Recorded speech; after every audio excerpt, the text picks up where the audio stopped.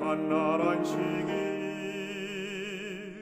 주가 축복하신 날 천지 창조하신 주 이날 성별하셨네. 귀한 축복의 안식 주가 허락하신 복 우리에게 영원히 표징을 얻으셨네. 세상 쾌락거리고 속된 일을 금하라. 아름답고 좋은 것 강 건너편 있으니 귀한 축복의 안식 주가 허락하신 복 우리에게 영원히 표징을 얻으셨네.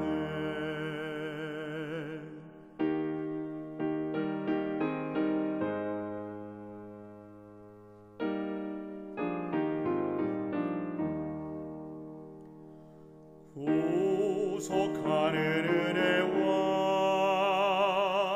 승리 간구하면서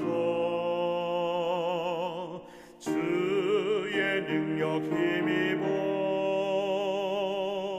거룩하게 지키리. 귀한 축복의 안식 주가 허락하신 복 우리에게 영원히 표징을 얻으셨네.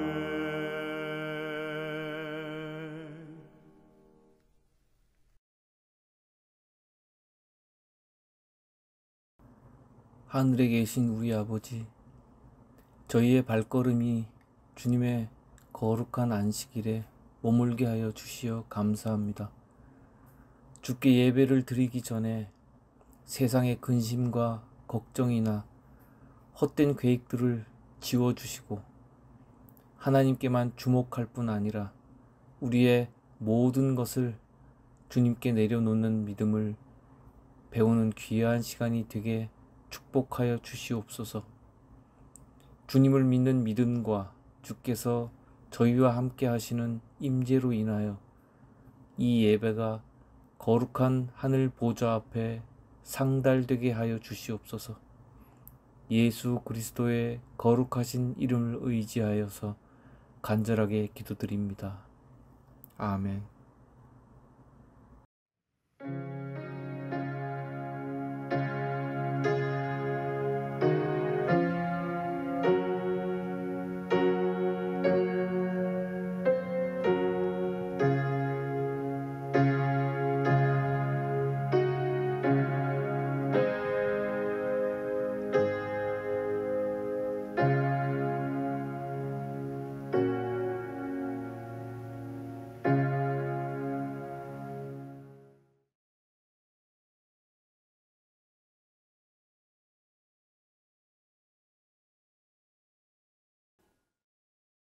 여러분은 무너지는 바벨론에 대해서 많은 설교를 들으셨을 것입니다. 그래서 오늘은 반대로 무너지는 교회에 대해서 말씀을 드리고자 합니다. 말씀을 보겠습니다. 베드로전서 5장 13절 함께 택하심을 받은 바벨론에 있는 교회가 너희에게 문안하고 내 아들 마가도 그리 하느니라. 사도께서 바벨론에 있는 교회에게 문안하는 짧은 글이지만 깊은 교훈이 베드로전서에 있습니다. 사도시대였음에도 불구하고 교회는 바벨론에게 포위되어 있었습니다. 생애의 빛도 이처럼 계속해서 불어오는 영적 전쟁의 바벨론의 한가운데 있습니다. 대부분의 분들이 생애의 빛에 무슨 영적 전쟁이 있는가라고 의문을 품을 수 있습니다. 생애의 빛은 말씀을 전하는 선교 단체이기 때문에 생애의 빛에서 전하는 진리에 대해서 비난과 비판을 참 많이 받습니다. 오늘날은 대면적인 영적 전쟁보다 비대면적인 인터넷상의 영적 전쟁이 많고, 또 형제라고 교제했던 가까운 사람들로부터의 배도와 또 교회의 질서를 혼란케 하는 영적 전쟁은 치열해지고 있습니다. 그런데 이렇게 진리를 반대하는 사람들을 보게 되면 마음이 참 아프다는 것입니다. 더 이상 어떻게 할 수 없는 인간적인 지혜와 한계도 더욱 경험하게 되면서 유다를 바라보셨던 예수님의 마음을 아주 조금 경험하게 됩니다. 멸망되는 자신의 영혼은 스스로 모르고 오히려 담대하게 있으니까 그 영혼을 보는 마음이 참으로 가슴이 먹먹해집니다. 그런데 진리는 그렇게 믿기 어려워하면서 오류와 이설은 아무 고민 없이 쉽게 받아들이는 것은 사도의 시대 때나 지금이나 동일하다는 것을 알 수가 있습니다. 여러분, 교회가 무너지고 망하려면 우선 첫 번째, 진리를 분별하고자 하는 그 의지와 신념을 버리시면 됩니다. 여러분, 저는 주님께서 당신을 의원이라고 비유하신 말씀을 참 좋아합니다. 말씀을 보겠습니다. 마태복음 9장 12절. 예수께서 들으시고 이르시되 건강한 자에게는 의원이 쓸데없고 병든 자에게라야 쓸데있느니라.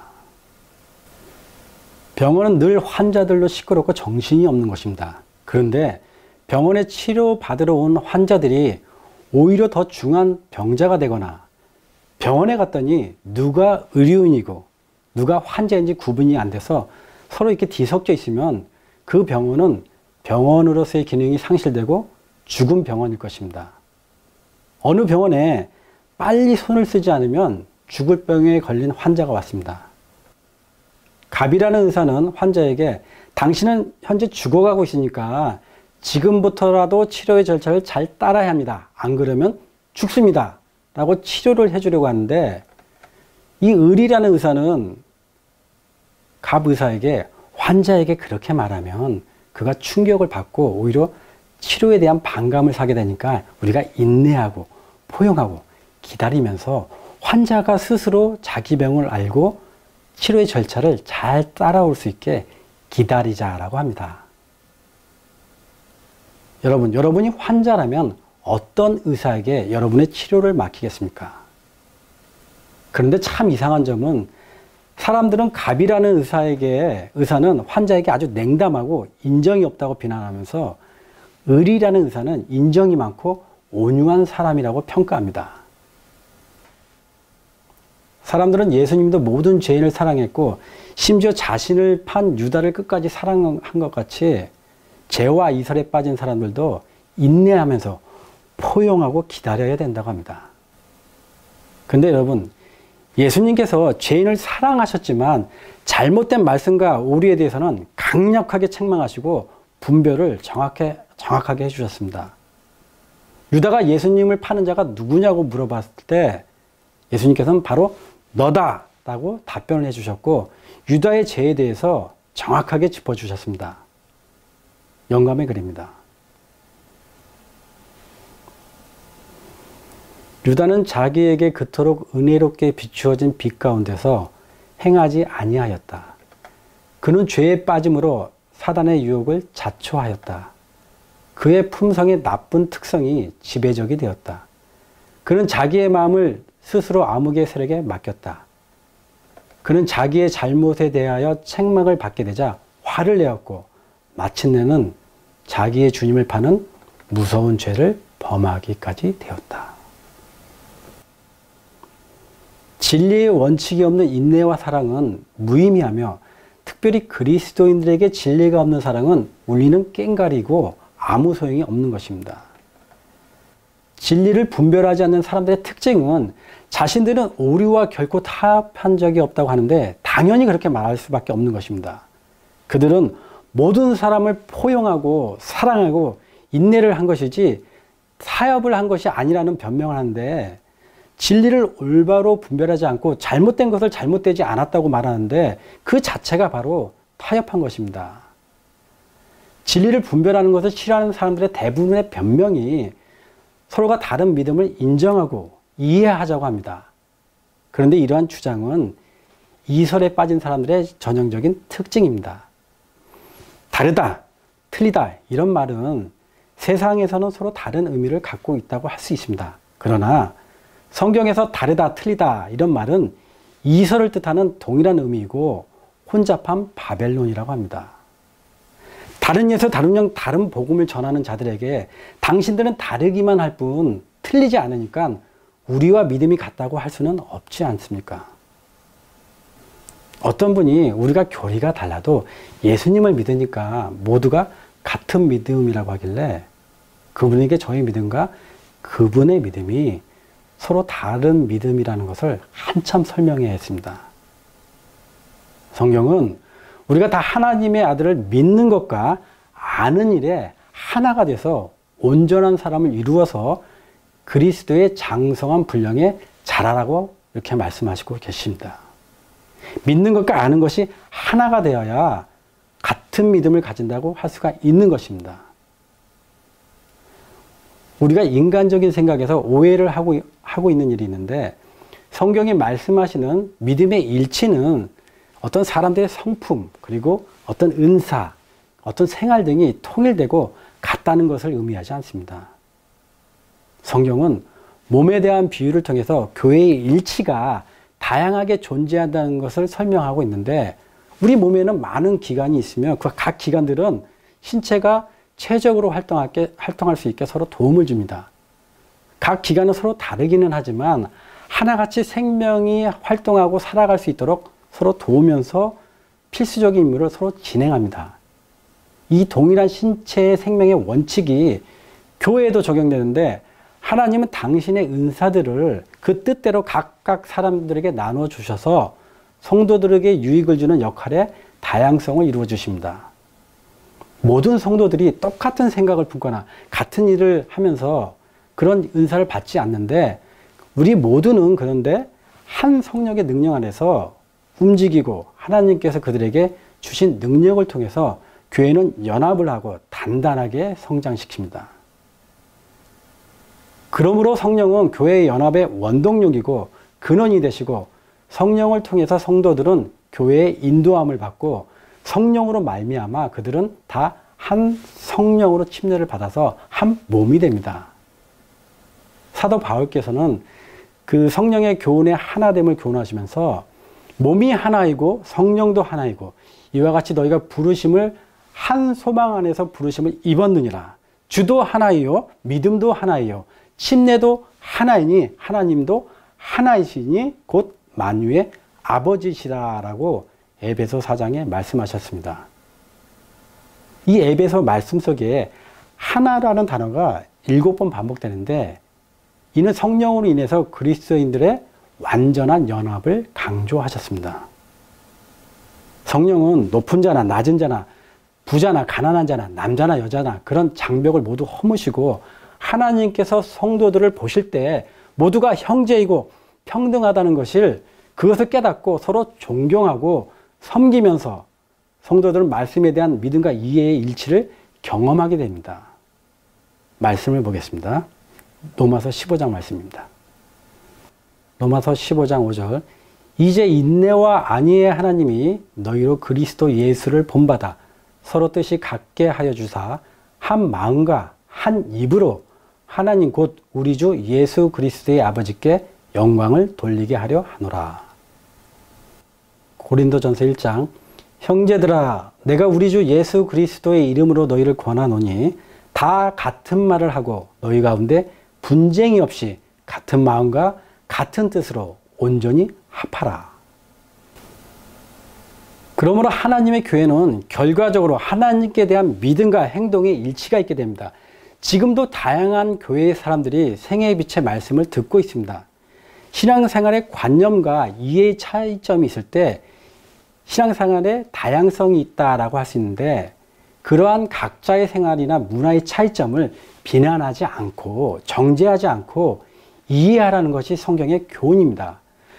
그런 것은 구원을 얻는 길과 영생의 길을 가는 것에 대한 각자의 책임이고 또 주어진 믿음의 분량에 차이가 있기 때문에 그렇습니다. 그러나 이와는 반대로 앞서 말씀드린 바와 같이 성령 안에서 진리의 다양성은 결코 있을 수 없는 일이며 특별히 오늘날 시대는 더욱 강력한 하나님의 경고입니다. 그러므로 삼위 하나님을 부정하는 아리우스적인 교리와 아기는 태어날 때부터 죄인이라는 원죄설과 예수님의 성육신은 우리와 다른 육신이다라고 말하는 적그리스도 교리와 잘못된 예언인 7년 대환란과 한번 깨달은 구원은 영원하다는 영지주의적 교리와 십계명을 폐해서 자유롭다 하는 니골라당 같은 교리를 사람들에게 주의를 주고 분별하게 하는 일은 정죄와 비난이 아니라 성가하게 교회의 역사이며 치열한 영적 전쟁입니다. 사람들은 진리의 다양성을 인정하고 받아들이자고 외치고 주장하지만 그러한 정신은 바벨론의 종교 통합이고 에큐메니칼 운동의 근본 정신입니다. 여러분, 성경은 진리의 다양성에 대해서 말씀하지 않습니다. 세상에는 다양한 교파와 교리가 존재해서 다양한 예언과 복음의 해석이 있어 왔지만 하나님께서는 하나의 올바른 예언과 말씀과 복음을 깨닫게 하기 위해서 우리에게 예언의 말씀을 주셨습니다. 그러므로 하나님의 교회는 영원한 복음의 기별을 전하는 백성들, 하나님의 계명과 예수 믿음을 순종하는 특징을 이루는 사람들로 모여질 것입니다. 여러분, 바벨론의 교리는 혼잡하고 다양하나 하나님의 진리는 정결하고 하나입니다. 그러므로 진리를 분별하는 의지와 신념을 버리면 교회는 무너지게 됩니다. 자, 두 번째 특징입니다. 두 번째 무너지는 교회의 특징은 영적 전쟁을 반대하고 그 영적 전쟁에 참여하는 군사들을 비난하고 참소하면 됩니다. 여러분, 영적 전쟁을 한번 치르고 나면 그 전쟁을 치른 자의 마음에는 영적인 상처가 생기게 됩니다. 엘리야가 갈멜산에서 바알의 선지자 450명과 아세라의 선지자 400인가 벌였던 영적 전쟁터에서 하나님의 역사로 승리하였지만 엘리야가 하나님께 죽음을 구했던 이유를 여러분 한번 생각해 보셨습니까? 영적 전쟁도 전쟁이기 때문에 이겼다 하더라도 그 마음의 영적인 상처가 더 크고 늘 영적 전쟁의 긴장 상태에 있기 때문에 그 피로도는 영혼을 무겁게 합니다. 그래서 주님을 비난하고 배반했던 죄인들을 대하셨던 그 주님의 상심하신 마음을 조금 더 마음으로 이해하게 됩니다. 영적 전쟁을 치르는 것을 두려워하거나 그 경험을 잃어버린 지 오래된 사람들의 특징은 그 영적 전쟁을 피곤하면서 시끄러운 일이라고 냉담하게 대합니다. 여러분, 전쟁이 조용합니까? 그 여러분의 영적인 눈이 띄인다면 오늘날 성가학의 대전쟁이 얼마나 치열하게 벌어지고 있는지 보이시고 느끼시게 될 것입니다. 영적 전쟁을 싫어하는 사람들의 특징은 그 치열한 전쟁의 선봉에 있는 사람들을 보고 이렇게 말합니다. 아니, 왜 저들은 말로 하면 되지 저렇게 죽기 살기로 싸우지? 참 사람들이 인내심도 없고 주님의 사랑도 없는 사람들이다 라고 말합니다. 여러분, 다윗 왕이 자신의 장군들과 군사들을 전쟁터로 보내고 정상적인 왕이라면 어떻게 했어야 됩니까? 다윗은 한가하게 쥐붕 위를 거닐고 있다가 그만 우리아의 아내 밧세바를 보고 마음을 잃어버리게 됩니다. 그런데 전쟁터에 있는 우리아는 어떤 마음을 갖고 있었습니까? 말씀을 보겠습니다. 사무엘하 11장 11절 우리아가 다윗에게 고하되 언약궤와 이스라엘과 유다가 영체 가운데 유하고 내 주 요압과 내 왕의 신복들이 바깥들에 유진하였거늘 내가 어찌 내 집으로 가서 먹고 마시고 내 처와 같이 자리이까? 내가 이 일을 행치 아니하기로 왕의 사심과 왕의 혼의 사심을 가리켜 맹세하나이다. 전쟁터에 있는 우리아의 마음이 여러분들에게 전해지십니까? 이런 마음을 갖지 못한 다윗은 결국 간음죄와 충신인 우리아도 죽이는 살인죄를 범하게 되었습니다. 여러분은 생애의 빛에 어떻게 오셨습니까? 사람들이 모르는 것이 하나 있는데 저나 여러분이 이 자리에 어떠한 영적 전쟁을 치르고 현재 이 자리에 있는지 그것을 잘 알지 못합니다. 여러분이 어떠한 고비를 넘고 넘어서 지금 이 자리에 있습니까? 그 사람들은 우리를 이해하지 못하고 지금까지 접해왔던 일반적인 개신교인들로 알고 있는데 참 잘못 알고 있는 것입니다. 지금 생애의 빛에 있는 성도분들은 그런 일반적인 사람들이 아닙니다. 오랜 영적 전쟁의 싸움으로 자신을 굴복하고 교회와 가족과 친지와 이웃과 신도들과 직분과 재물과 평안함을 버리고 왔습니다. 또한 많은 사람들에게 비난과 고소를 받고 그리고 이 자리에 있고 지금도 그 전쟁의 군복을 입고 있는 사람들입니다. 성경에는 또 이런 역사의 기록이 있습니다. 사사기 6장에서 8장까지 기드온의 전쟁과 사사기 11장에서 12장에 보면 입다의 전쟁을 읽어보면 전쟁에 나가 싸운 기드온과 입다에 대해서 에브라임 지파가 발목을 잡고 회방하는 장면이 나옵니다. 기드온이 미디안을 치고 전쟁이 끝날 쯤에 합류한 그 에브라임 지파는 자신의 그 부끄러움도 모르고 오히려 기드온을 비난하고 자신들을 섭섭하게 대했다고 비난합니다. 말씀을 읽겠습니다.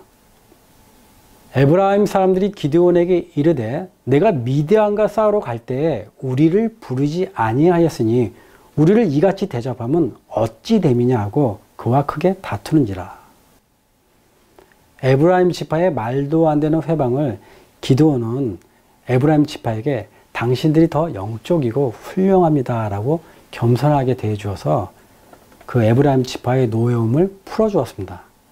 그런데 입다의 전쟁 때는 에브라임 지파의 회방이 더욱 심해집니다. 입다 때에는 암몬 족속을 치기 위해서 도움을 요청했는데도 불구하고 에브라임은 오지 않았습니다. 아무 공로도 없으면서 입다에 대한 협박이 기드온 때보다 더 험악해졌습니다. 말씀을 읽겠습니다. 사사기 12장 에브라임 사람들이 모여 북쪽으로 가서 입다에게 이르되 내가 암몬 자손과 싸우러 건너갈 때에 어찌하여 우리를 불러 너와 함께 가자 하지 아니하였느냐. 우리가 반드시 너와 내 집을 불사르리라. 여러분, 에브라임 지파가 정상적이라면 이스라엘을 핍박하고 괴롭히던 미디안과 암몬 족속을 물리친 기드온과 입다에게 감사하고 축복을 해줘야 하는데 이들은 오히려 비난하고 핍박하고 죽이겠다고 비정상적인 행위를 했습니다. 왜 에브라임 지파는 기드온과 입다에게 그렇게 했을까요? 여러분 참 이상하지 않습니까? 같은 12지파고 같은 형제인데 왜 에브라임 지파는 기드온과 입다에게 왜 그렇게 험악하게 대했을까요? 그 이유는 에브라임 지파의 지도자적인 권위주의와 영적인 교만함에 있었습니다. 기드온과 입다는 둘 다 므낫세 지파로서 요셉의 장남이었습니다. 그러니까 기드온과 입다는 므낫세 지파의 장남의 후손이었습니다. 그런데 므낫셋이 육적인 장자였는데 영적인 장자는 에브라임이었습니다. 모세가 12지파를 축복할 때 다른 지파보다 유독 유다 지파와 에브라임이 큰 축복을 받았는데 그 중에서 에브라임을 므낫셋보다 더 축복했습니다. 말씀을 보겠습니다. 신명기 33장 17절 그는 첫 송아지에 같이 위엄이 있으니 그 뿔이 들소의 뿔 같도다. 이것으로 민족들을 받아 땅끝까지 이르리니 곧 에브라임의 자손은 만만이요 므낫세의 자손은 천천이리로다. 자, 그래서 모세를 이어서 가나안 땅에 들어갈 때 이스라엘을 이끈 사람이 누굽니까? 여호수아죠. 그 여호수아가 에브라임 지파였습니다. 그래서 사사기 시대의 대표 지파는 바로 에브라임 지파였습니다. 그리고 더 놀라운 것은 가나안에 들어가서 그 이스라엘 그 땅 중심지에 에브라임 지파가 있었고 그 에브라임 지파의 땅인 실로에 성소가 있었습니다. 그래서 에브라임에 우리가 지도자적인 권위자이며 영적인 주도권자라는 그 존재감이 꽉 차 있었습니다. 그래서 이스라엘 위해서 전쟁을 하는데도 불구하고 자신들에게 묻지 않고 마음대로 행한 그 기드온과 입다를 책망하고 저주하였던 것입니다. 에브라임은 자신들이 정치적인 리더이고 권위자라고 자칭했음에도 불구하고 이스라엘을 이방 민족으로부터 보호하려는 자신들의 의무는 전혀 하지 않고 그 권위만 찾았던 것입니다. 그런데 여러분도 아시다시피 기드온과 입다의 전쟁은 하나님께서 인도하신 전쟁입니다. 그런데도 불구하고 에브라임은 자신들의 권위를 찾고자 하나님께 대하여 반항을 했던 것입니다. 결국 에브라임 지파는 전쟁에 나간 기드온과 입다를 돕지는 못할 망정 비난하고 핍박하고 전쟁에 나간 므낫세 지파의 발목을 잡고 회방하는 모습을 보이게 됩니다. 에브라임은 기드온을 비난할 때 우리를 이같이 대접하느냐라고 분노했던 지파였습니다. 우리를 어떻게 대접하고 취급하고 인식하고 있느냐 그런 분노에 에브라임 지파의 그 영적 우월감과 자존심과 주도권 의식이 너무나 명백하게 보이고 있습니다. 이런 좋지 못한 정신으로 인해서 에브라임 지파는 결국 엘리 대제사장 때 블레셋한테 법궤를 빼앗기는 형벌을 받게 됩니다. 여러분, 에브라임의 그 영적인 우월감과 지도자적인 주도권의 정신은 오늘날 동일하게 교회에서 일어나고 있습니다. 교회에서 서로 높고 낮음을 말하고 사람의 권위를 말하고 지도자라고 높임을 받게 되면 그 교회는 무너지게 됩니다. 사람의 권위와 지도자의 권리만 찾고 교회의 유전과 전통을 중요시하는 사람들의 특징은 결국 에브라임과 같이 영적 전쟁에 나가 있는 전쟁의 군사들을 회방하는 사람들입니다. 그 사람들은 전쟁에 나가 있는 사람들을 무섭고 사나운 사람들이라고 사람들에게 고소합니다. 전쟁에 나가 있는 사람은 적군에게는 당연히 무섭고 사납게 보이겠지만 그 군사들을 믿고 편히 지내는 가족과 국민들은 그런 군인들의 얼굴이 믿음직스럽게 보일 것입니다. 그러니 영적 전쟁에 나가 있는 군사들을 보고 무섭게 본다면 그 사람은 아군입니까? 아니면 적군입니까? 말씀을 보겠습니다. 이사야 51장 7절 의를 아는 자들아 마음에 내 율법이 있는 백성들아 너희는 나를 듣고 사람의 회방을 두려워 말라 사람의 비방에 놀라지 말라.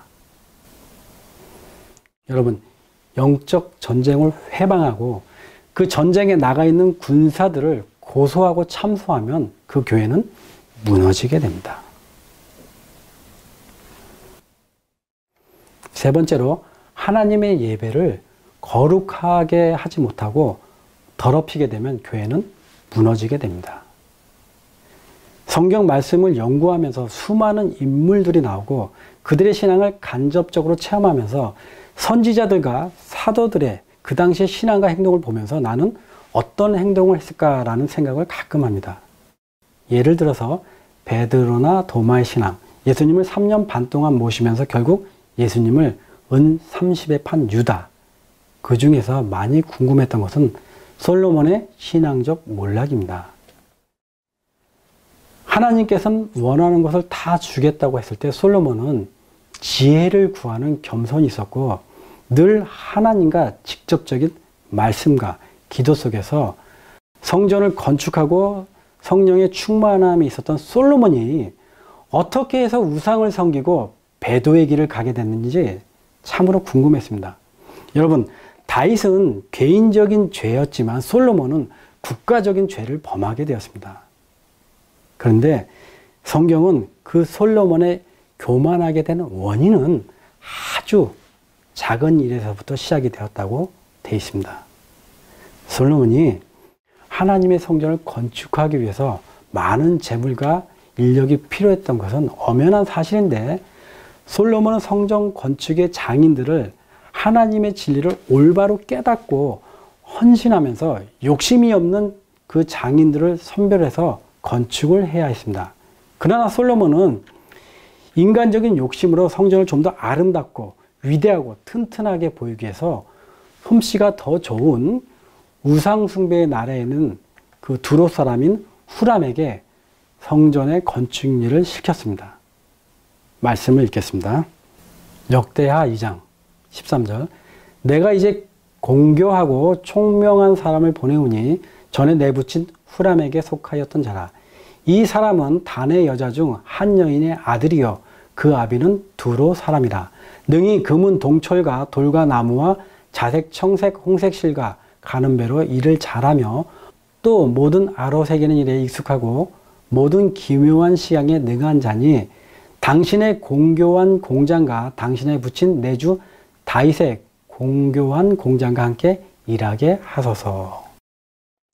성전 건축에 대해 다윗은 아들 솔로몬에게 앞으로 성전 건축 시에는 하나님이 함께 계시며 인원과 재물과 기구는 모두 예비하여 놓았으니 담대하라고 가르친 것을 우리는 성경을 통해서 알 수가 있습니다. 말씀을 보겠습니다. 역대상 28장 20절. 또 그 아들 솔로몬에게 이르되 너는 강하고 담대하게 이 일을 행하고 두려워 말며 놀라지 말라. 내가 여호와 전 역사의 모든 일을 마칠 동안에 여호와 하나님 나의 하나님이 너와 함께 하사 내게서 떠나지 아니하시고 너를 버리지 아니하시리라. 제사장과 레위 사람의 반열이 있으니 여호와 전의 모든 역사를 도울 것이요 또 모든 공역에 공교한 공장이 기쁜 마음으로 너와 함께 할 것이요 또 모든 장관과 백성이 온전히 내 명령 아래 있으리라. 그러나 솔로몬은 아버지 다윗에 남겨진 유언을 잃어버리고 성전 건축에 믿음이 다른 이방인을 데려와서 완공하게 되었는데, 이 부분에 대해 영감의 글은 이렇게 기록이 되어 있습니다. 솔로몬은 모리아산 위에 성전 건축을 감독할 명공을 이교의 신들을 믿는 사람들 중에서 구했다. 이리하여 솔로몬의 기술자들의 우두머리에 이기심이 없이 하나님께 봉사하려는 욕망으로 고무되지 아니한 사람이 임명되었다. 그는 이 세상의 신 곧 돈을 섬겼다. 그의 몸의 모든 섬유질은 이기심이란 원소로 짜여 있었다. 이렇게 시작된 나쁜 가마가 여호와께서 봉사하는 각 부분의 사업에 미쳐서 온 나라에 퍼지게 되었다. 이 가마가 멀리까지 끼친 결과 중에서 한때 가장 현명한 사람으로 헤아림을 받았던 솔로몬이 무서운 배도를 하게 된 중요한 원인 중 하나를 찾아낼 수 있을 것이다. 여호와의 성전을 건축하는 일에 좀 더 웅장하고 아름답고 튼튼하게 보이기 위해서 그런 솔로몬의 인간적인 마음은 충분히 이해할 수 있지만 하나님의 사역은 인간의 생각과 다르다는 것입니다. 복음을 전파하는 사람들은 먼저 진리가 동일하며 믿는 바가 같으며 마음이 하나가 돼야 하는데, 하나님의 성전은 올바르게 건축이 되고 결과적으로 진리의 길에 조그마한 배도의 싹도 트지 못하게 하는 것입니다. 생애예비 선교사역이 세상의 다양한 방법으로 많이 전파되고 많은 사람들이 모이고 많은 헌금들이 모아지는 것이 중요한 것이 아니라 하나님의 뜻대로 선교사역을 어떻게 하고 있는가가 그게 중요한 것입니다. 오랜 역사 속에서 하나님의 도우심으로 일어났던 수많은 교회와 성도들이 배도의 길을 가게 된 원인 중에 하나가 바로 진리와 믿음이 다른 사람들을 분별하지 못하고 하나 둘 인내와 사랑이라는 이름으로 예배에 받아들였습니다. 결국 그렇게 지혜롭고 겸손했던 솔로몬이 배도의 길을 갔던 것처럼 각 개인을 불문하고 교회 전체가 배도의 길을 가게 되었다는 것이 성경 역사와 오늘날의 현실입니다. 교회가 진리를 분별하지 못하는 사람들을 겸손한 마음으로 기다리고 인내하고 가르치는 것은 복음을 전하는 사람들의 당연한 본분입니다.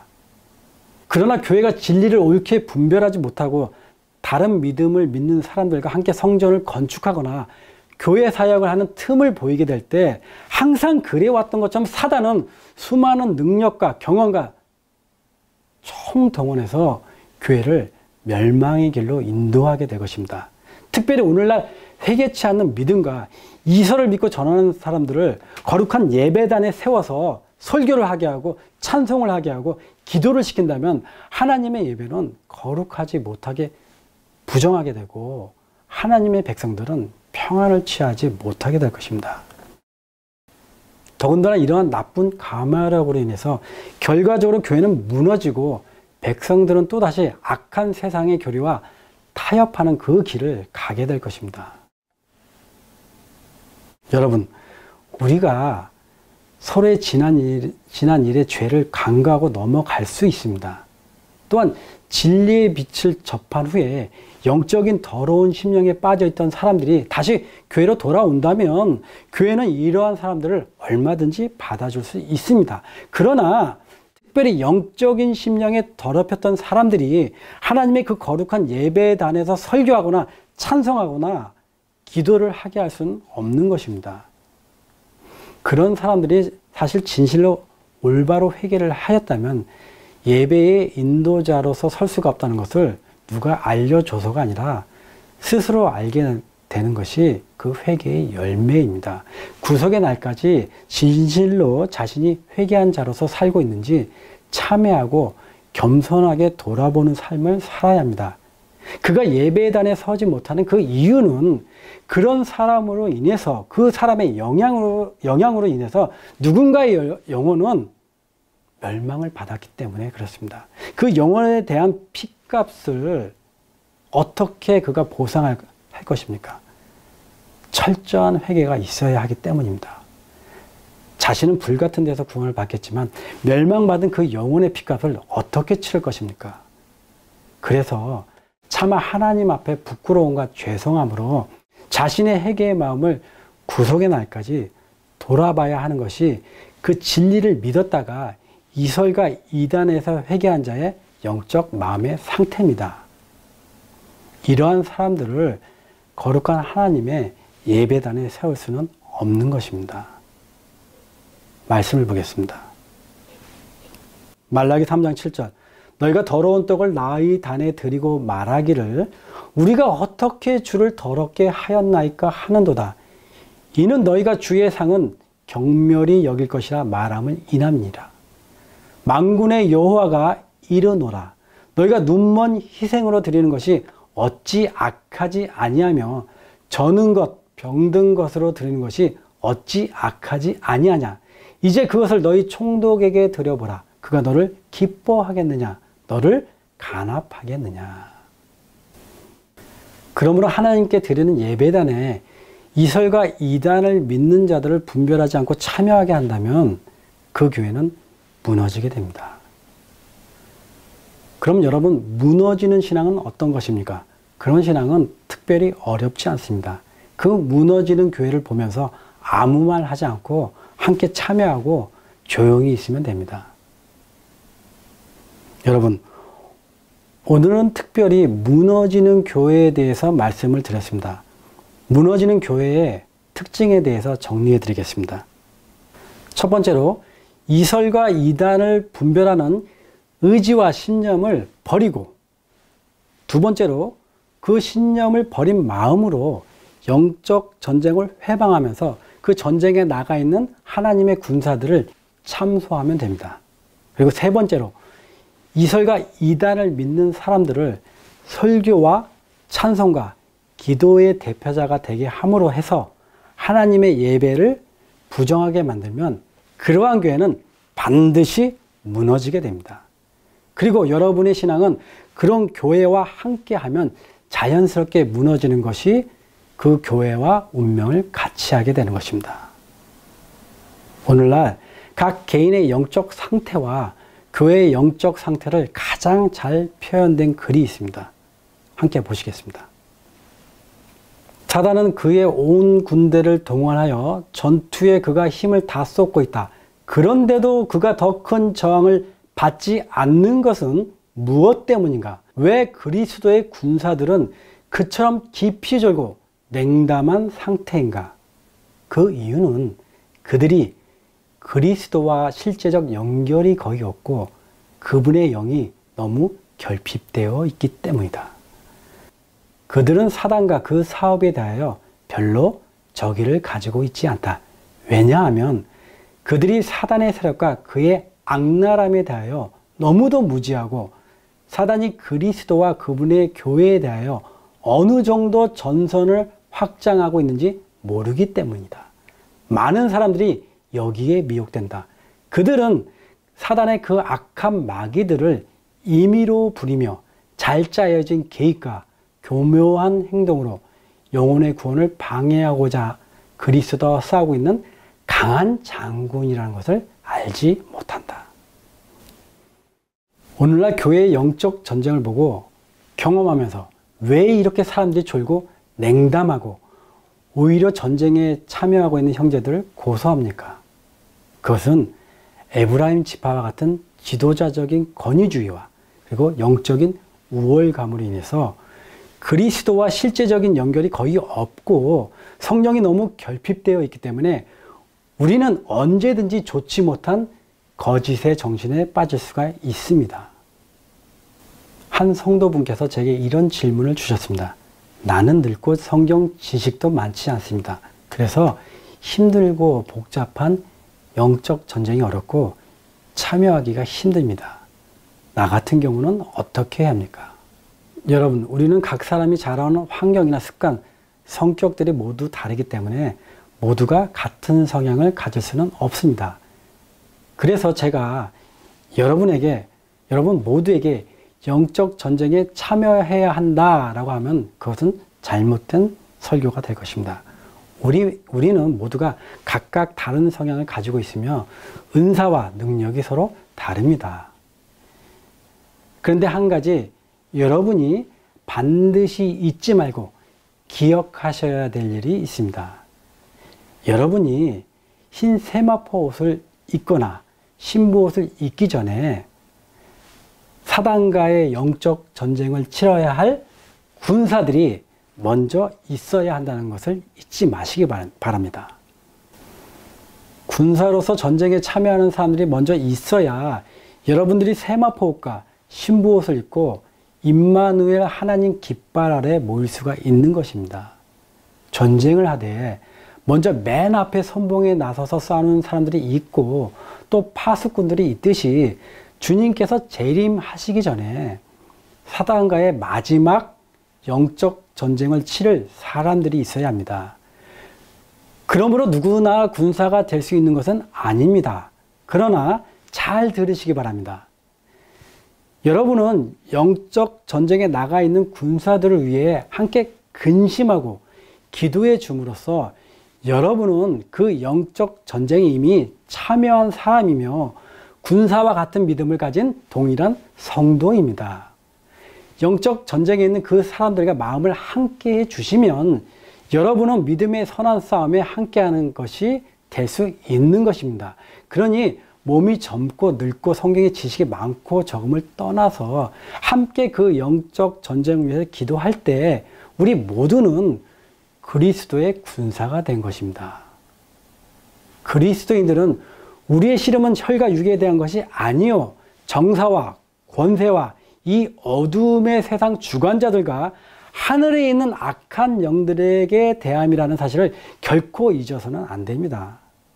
하나님께서 귀중히 돌보시고 우리가 여기까지 믿음을 지켜서 온 소중한 교회를 우리가 무너지게 해서야 되겠습니까? 오늘날은 각 개인이 하나님의 성전에서 내가 어떠한 모습이고 어떻게 지어짐을 받고 어떤 믿음을 갖고 또 영적 전쟁에 함께 참여하는 마음이 있는지 각자가 돌아보는 귀중한 하루가 되시기를 바랍니다. 함께 기도하겠습니다.